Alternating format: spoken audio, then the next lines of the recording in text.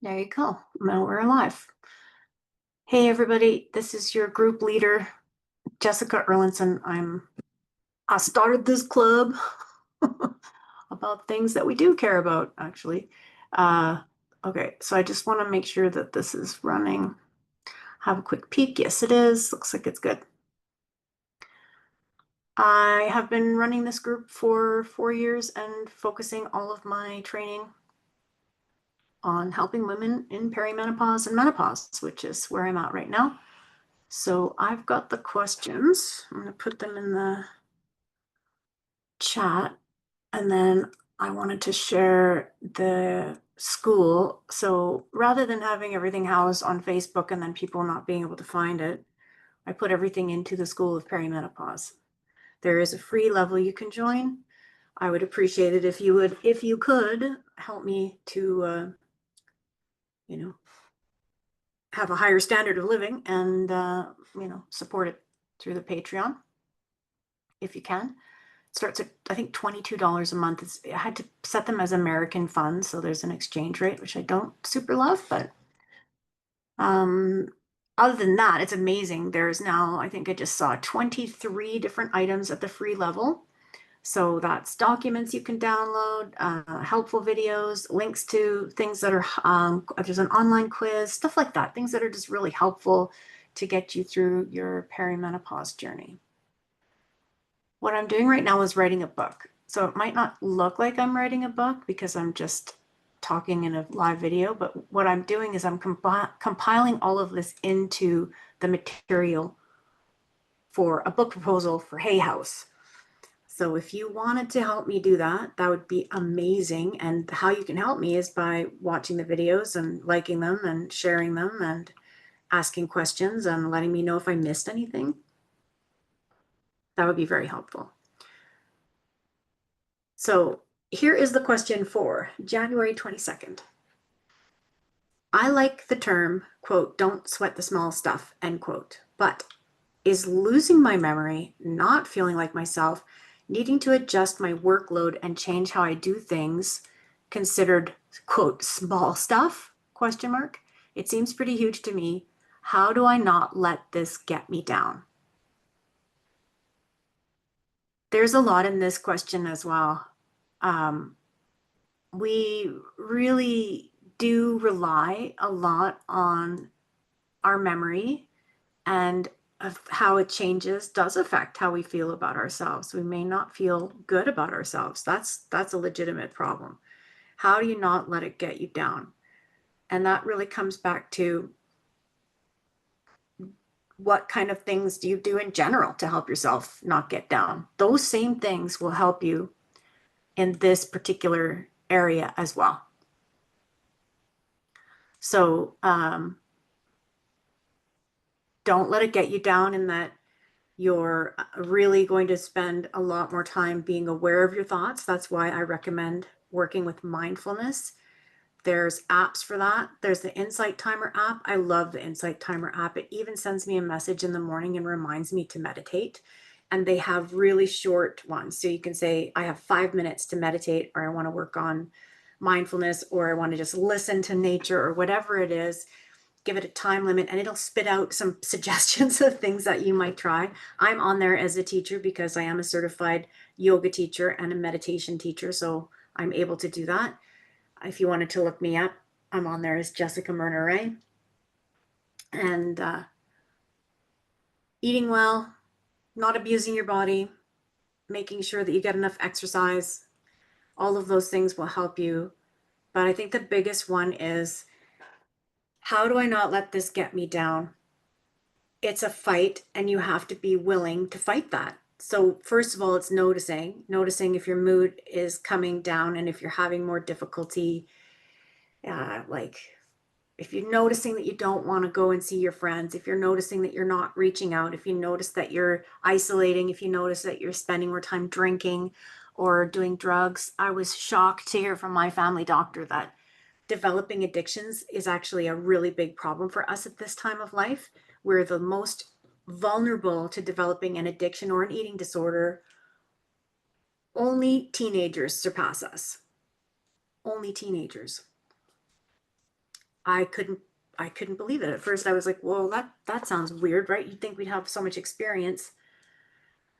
And we do. However, we're really vulnerable, and like changes in our body shape that can really get us down, not being able to fit into our clothes, having to change how we work, having to like get demoted or change careers or stop working or go on a medical leave or in some way it looks like it's a step down status wise. And that can be very discouraging. But a lot of how we look at what we're doing is going to change it. So that mindset, paying attention to the thoughts that you have. Are you feeling like you're hopeless? Are you feeling like your life is over? Are you feeling like the changes are insurmountable? Then you have to do some things to kind of show yourself and see how you're really still, like the way that I put it is, your husband's unsympathetic because you're still his beautiful bride. That's what he sees when he sees you. He doesn't see someone who's sick or having really big challenges with perimenopause or menopause. So all of those things, like for me, at one point, I was really getting down with my moods, and one of my mentors said, it's important that you survive this pandemic. The people that love you want you to survive this pandemic. It's important that you make it through. And we want you to make it through in a way where you're feeling pretty good about yourself and getting, like you have a sense of accomplishment about what you're doing. And I want you to listen to music every morning.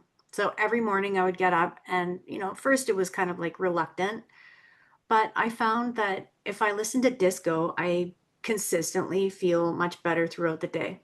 So I try and listen to some kind of music every morning, especially if I have a song popping in my head, then I'll just pop that on or, go to Spotify or find it. And it really does empower me and help me to feel better pretty much immediately. So definitely try that and challenge some of those thoughts, right? Like the Kelly Casperson has a podcast called You Are Not Broken. I love the title of that podcast, You Are Not Broken, because so many of us are like, oh man, I'm broken. I can't go to the bathroom and I can't hold my pee and I can't have sex anymore. And I can't think and I can't draw and I can't write and I can't read and I can't. You just have to do it a little bit differently. Like I'm writing a book by making videos. It is what it is. It's a creative solution, thinking outside the box to a real problem of writing. You can do it. I believe in you. You can manage to bring your own mood up. Calling a friend, going for lunch, having a walk, reading a book, petting a dog, watching funny cat videos, dog rescue videos, anything that you like. Do it every day. January 23rd, brain fog and planning. I know I need to make a plan. I'm trying to finish multiple projects and I'm getting derailed, but I can't even figure out how to get started on planning. Is there tools that can help me with this? Yes, there is. Brain fog and planning. Planning is almost impossible when you have brain fog. That's why I do something called habit stacking. So if there's something that I need to do, like let's just say I want to do a workout. I plan to do a workout twice a week. I need to have a habit to get me to do that. The first part of that is setting an alarm clock so that I wake up in time so I can do my workout. I set my alarm clock when I go into the bedroom at the end of the day and I'm, closing the curtains and turning on the noise machine and turning on the overhead fan, and then I set my alarm. If I didn't have those other activities around it that are already a habit, I might forget to set my alarm and then I wouldn't get up and have my workout. So that's one tool. And all the technologies, you can talk stuff into ChatGPT and help it spit out a plan. Say, I need a plan for how to get these things done tomorrow. How much time will I need? Or those kind of questions. That's one of the things that AI is good at.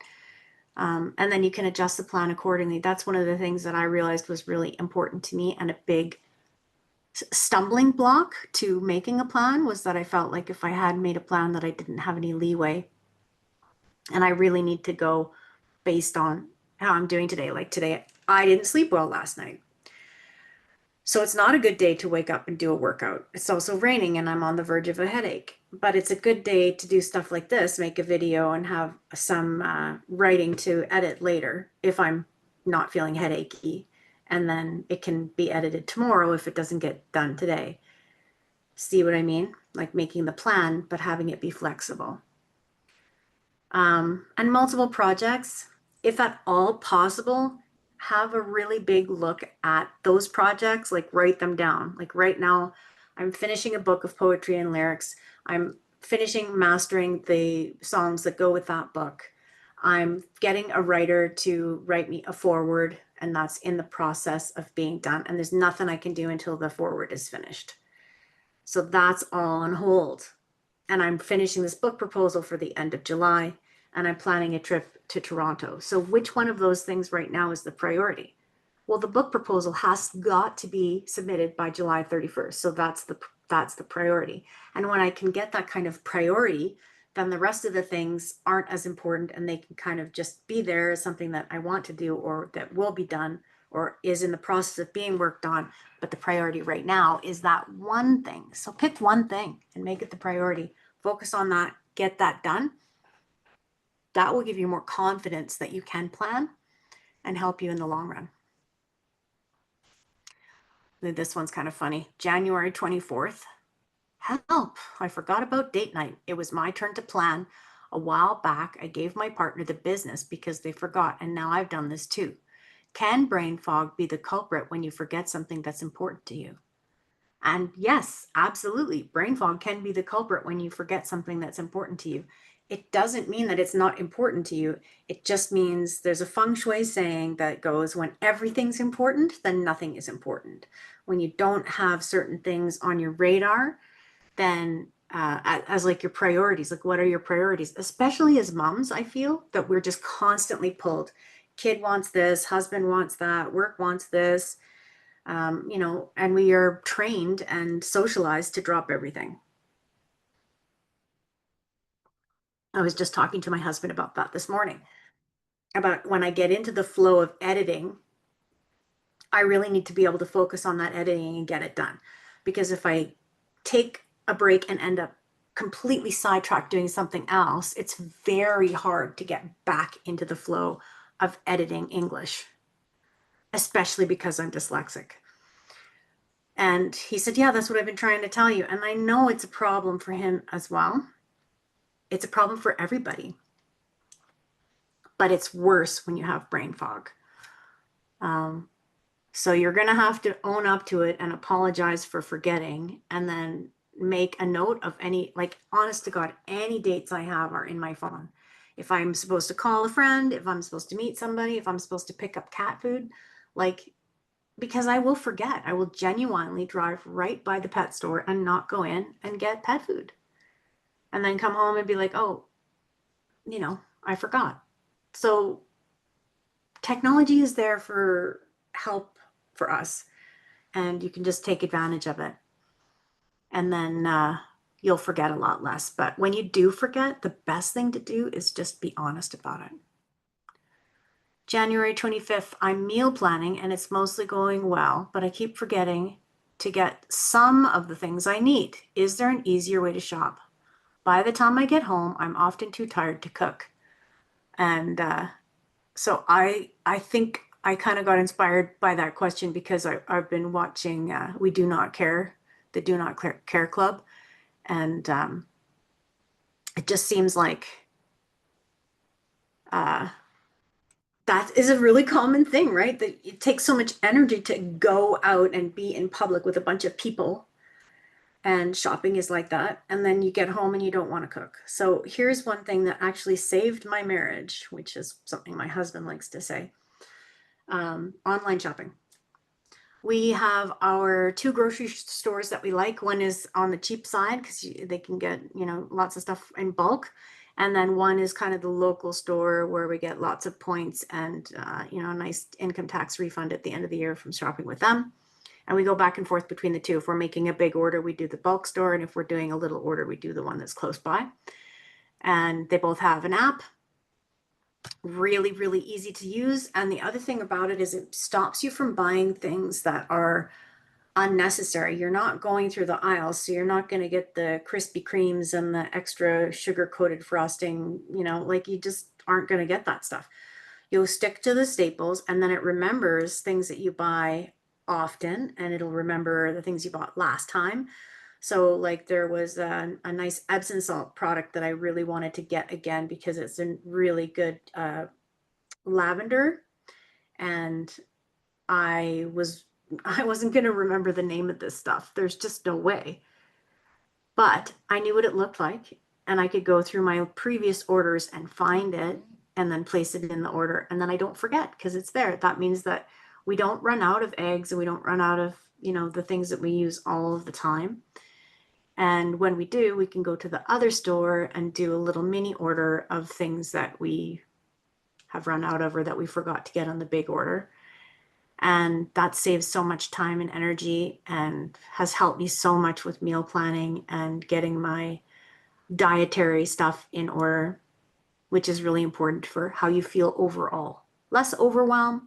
Then I just drive over there, call them up. I'm here to pick up my order. They bring the stuff, they put it in my car. I don't even have to get out of the car. It makes the whole thing so much easier. We don't fight about grocery shopping anymore. And we used to fight about grocery shopping every week unless I just went and did it. So that's an inequitable distribution of labor that has now been solved, because for some reason, if it's ordered online and he just has to go pick it up, he's perfectly fine to go and just pick it up. So I think maybe he was worried that he was going to forget something or make a mistake. And because we ordered it online, he doesn't have to worry about that. So it solved a few different problems there. And then January 26th, brain fog has changed how I see myself, and I don't like it. I used to be outgoing and fun. I had a lot of friends and I enjoyed many activities. Now I feel like I'm used up and getting through things I need to do in one day. Sorry, I'm going to repeat that one. Now I feel like I am used up just getting through the things I need to do in one day. What can I do to find the time and energy so I can do more of what I used to love doing? This is a really loaded question as well. There's a lot of stuff in here. Is it your mood that's affecting what you're able to do? Is it your energy level? Is it how you feel about yourself with the brain fog? Is it what you're telling yourself about what's going on? Is it that you feel ashamed because you're having illness or issues with your body that you don't really want to talk about? Is there a good friend that you've had for a long time that you could talk to about how you feel?